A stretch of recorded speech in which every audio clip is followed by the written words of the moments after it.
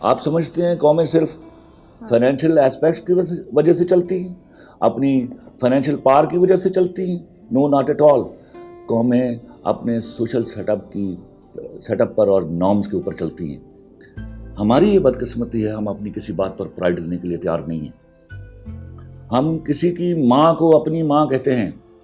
बदकिस्मत लोग हैं हमने अपनी ज़बान की बेहुरमती की।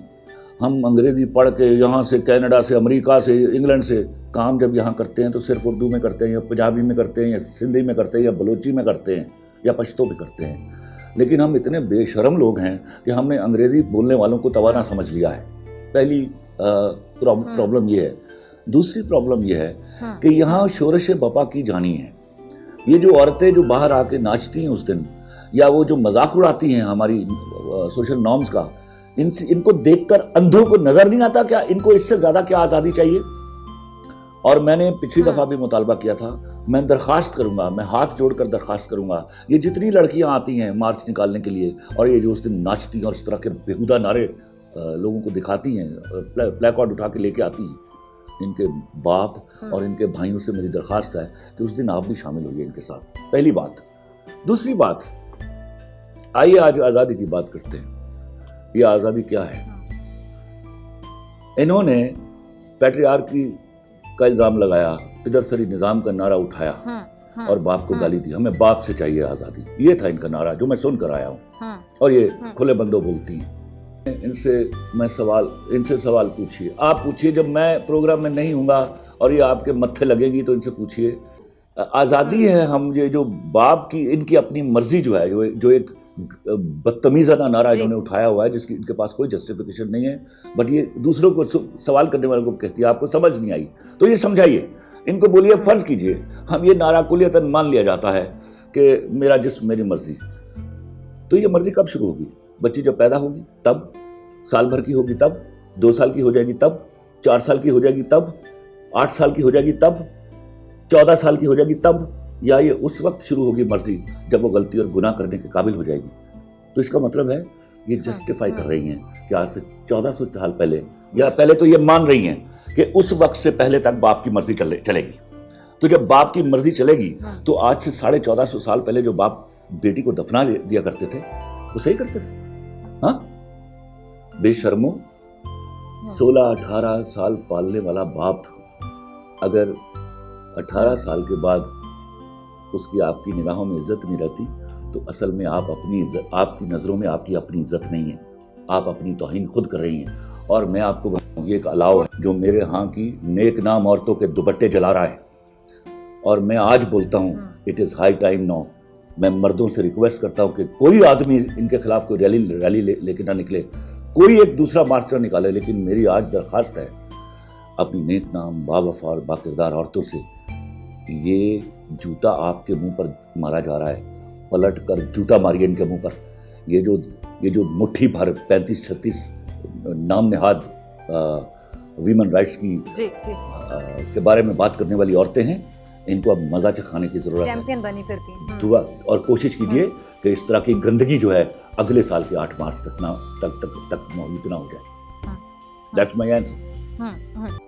ये रियासत की जिम्मेदारी थी कि ये बिखरी हुई बदमस्त औरतें जब इस तरह के गंदे और घटिया और गलीज और बेहया नारे लेकर निकलती हैं तो इनका पता चलाया जाए, इनके बापों से रब्ता किया जाए, इनके भाइयों से रब्ता किया जाए, इनके डाटा तो कलेक्ट कीजिए। ये मेरे यहाँ की बच्चियों को भटका रही हैं, ये कौन हैं, इनके पीछे क्या है, कौन फंड कर रहा है इनको, कहाँ से आ रहा है ये पैसा जो इतने इस तरह दंदनाती हुई ये बाहर निकल आती हैं। और ये इस तरह तो ये कभी उस मामले में नहीं बोली जो दिल्ली में वाक़या हुआ। इस हवाले से तो कभी ये कश्मीर की उन औरतों के बारे में नहीं बोली जहाँ बेहुरमती की जा रही है। 9 लाख इंडियन फौज वहाँ मेरी खातिन की बेहुरमती कर रहे हैं, ये तो कभी ना बोली। ये कौन से मसाइल थे जिनको लेकर ये यहाँ बाहर निकली हैं? और इनको पता है, आपको पता है, इनका डाटा कलेक्ट करवाइए और उसी दिन का डाटा मंगवाइए कि इनके पर्स, इनके जूते, इनकी चीज़ें इनकी मेडों के हाथ में होती हैं और वो बेचारी वहाँ जिनके हुकूक के लिए ये बात करी होती है वो वहाँ सुकड़ी हुई डरी हुई बैठी होती है इनकी गाड़ियों के अंदर। These are the privileged women. इनको कहिए, इन सारी औरतों को कहिए कलमा पढ़ के, इनके भाई भी आएँ और ये कलमा पढ़ के वहाँ हलफ लें कि जिन दूसरी औरतों के हुकूक के लिए निकले हैं ये उनसे शादियां करवाएंगे अपने भाइयों की, अपने बेटों की। हो क्या रहा है? जिन हुकूक की बात कर रही हैं, जिस आज़ादी की बात कर रही हैं, जिस बेहयाई की बात कर रही हैं, आपको नहीं पता ये मर्दों को सूट करती है? मर्दों को तो चाहिए ऐसी औरतें। जितनी 2 नंबर औरतें होंगी उतना मर्दों को फायदा है, और कम से कम उन मर्दों को फायदा है जो हलाल कमा के खा नहीं रहे, जिनके करप्शन का पैसा जिनकी तिजोरियां भर रहा है। उसका नतीजा क्या होता है? उसका नतीजा ये होता है कि आपके यहाँ जो आपकी नेक नाम औरत है वो सुप्रेस होना शुरू होती है साइकोलॉजिकली, क्योंकि कम पढ़ी लिखी, सिर्फ 4 अंग्रेजी की किताबें पढ़ के अंग्रेजी बोलने वाली लड़कियां लाखों के पर्स उठाए। वो कहां से आते हैं पर्स? कमा के तो नहीं दिए जाते ना, कमा के लिए नहीं जाते। वो गाड़ियां, वो चमोखम, वो उनको डिस्टर्ब करता है और वो सोच में पड़ जाती है। ये इस तरह है माशरा जो खराब किया जाता है। एवोल्यूशनरी हमारा नेगेटिव एवोल्यूशन जा रहा है। हम बदकिस्मती से उस मनफी इर्तकाई प्रोसेस से होते हुए वापस उस 1450 साल पहले की दुनिया की तरफ जा रहे हैं और इनको नहीं पता। अच्छा खलील साहब, मेरे ज़हन में एक बात है, एक इस्लामी माशरा है। जी, यहाँ से अगर लोग बाहर निकल आए, जिसको मैं बार बार टालता हूँ और बार बार मिन्नत करता हूँ, मैं जब उलमाए दीन से मिलता हूँ, मैं जब मजहबी अमायदीन से मिलता हूँ, मैं उनको भी हाथ जोड़ के दरख्वास्त करता हूँ कि खुदा के वास्ते इस मामले को निबेड़ने के लिए इनके साथ दस्तो गिरेबा मत होइएगा। इंटरनेशनल मीडिया इस ताक में बैठा हुआ है कि कब आप इन पर हमला करें और वो चीखे आपके खिलाफ। ये हमारी जो औरत है ना, पॉइंट रेस कर दिया जिसके मैं आना चाह रही थी। खलील साहब, एक अहम पॉइंट जरा मैं आप खत्म करें। अच्छा, अहम पॉइंट ये है, बाकिरदार औरत है, जैसे ये जूता अब निकाल के उसको मारना है इनके मुंह पर, and that is quite necessary. ठीक है। अच्छा खलील साहब, जैसे आप अक्सर देखते होंगे कि 5th जनरेशन वॉरफेयर की बात होती है कि जो इंडिया है, खासतौर पे हमारा रिवायती 5th जनरेशन वॉर ये है कि जी आपको तलवारों की, बंदूकों की जरूरत नहीं है। जिसका मीडिया पे आप वॉर कर रहे हैं, आप मीडिया के थ्रू किसी को भी टारगेट कर रहे हैं। जैसा इंडियन मीडिया है, क्या करता है, आपके सामने है, हकाइक छुपाता है, पता नहीं क्या चेहरा दिखाता है, भारत का असल चेहरा छुपाता है, कश्मीर के हवाले से गलत रिपोर्टिंग करता है। इसी तरह ये 5th जनरेशन वॉर की तरह हम इसको समझ सकते हैं कि औरतों को इस्तेमाल किया जा रहा है एक बड़े एजेंडे के लिए, और ये पाकिस्तान को या इस्लामी जमहूरिया पाकिस्तान को, मैं कहूं तो गलत है, नुकसान पहुंचाने की एक बहुत बड़ी साजिश है।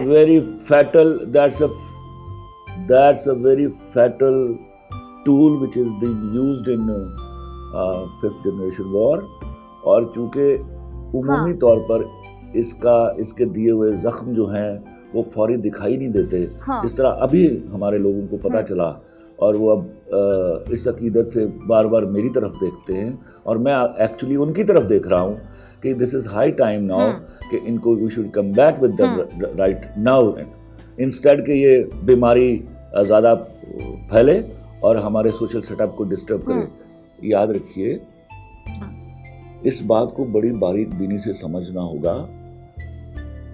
मर्दों में शादी का रुझान कम हो रहा है।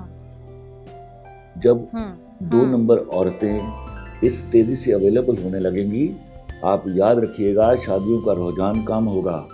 मर्द जल्दी शादी नहीं करेंगे, because when this number of women are available readily to them, और हर टाइप की, तो फिर उन्हें जाने की क्या जरूरत है। और इन लड़कियों को, इन बच्चियों को समझना होगा ये अपने पैरों पर कुल्हाड़ी मार रही हैं। Man will not trust them at all. बीवी का एक कॉन्सेप्ट है जो मर्द के यहाँ मौजूद है और मौजूद रहेगा। वो आपके इस my past is my past and your past is your past के ऊपर आपसे शादियां नहीं करने वाले।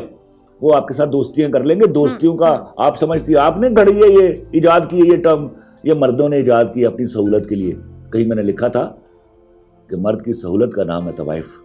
खुदा के वास्ते इस लाइन को गौर से समझिए, मैं क्या कह रहा हूँ। उनके लिए, मर्दों के लिए सहूलत मत बनिए। वो तैयार हैं, जितनी मर्जी सप्लाई बढ़ा दीजिए। वो घात पर बैठे हुए चोर हैं, यानी हम कह सकते हैं। तो आप वो तो फिर खलील साहब आपकी बात से मैं कंक्लूड करूं। ठीक है, आपकी ये पूरी जो गुफ्तगू, आप बहुत अहम बात कर रहे हैं, बहुत ही गहरी बात कर रहे हैं। आई विश के लोगों को समझ आए, लोग समझें जो आप समझाना चाह रहे हैं। आपने क्या जुमला बोला कि मर्द की सहूलत का नाम है तवाइफ। ये बड़ा गहरा जुमला है, अगर इसके मतलब डेप्थ में कुछ जाके समझना चाहे। यानी मैं आपके इस जुमले से कंक्लूड कर सकती हूँ कि ये जो औरतें हैं जो सहूलत जो बन नहीं रही हैं, समझना यानी चाहे वो खुद भी जहन्नुम में अपनी जाए। इज्जत नहीं करती, इनकी अपनी नजर में इनकी अपनी इज्जत नहीं है, ओ यस, ये अपने हाथों अपने नाखून तो फिर बाकियों से इज्जत का मुतालिबा कैसे कर सकती हैं? और नोचने नहीं, के जब बाद खुद ये अपनी इज्जत ये नहीं करेगा तो बंद के दूसरे से सामने मुतालिबा बदशक्ल क्यों हो करे? जाएगी। हया और वफा के अलावा औरत के पास कोई खूबसूरती नहीं है। शक्ल बहुत डाउन द लेडर आती है, याद रखिएगा। और याद रखिए, मैं बार बार कहूं, लड़कियां खूबसूरत होती हैं, सबसे खूबसूरत नहीं होती। इस बात को समझना होगा।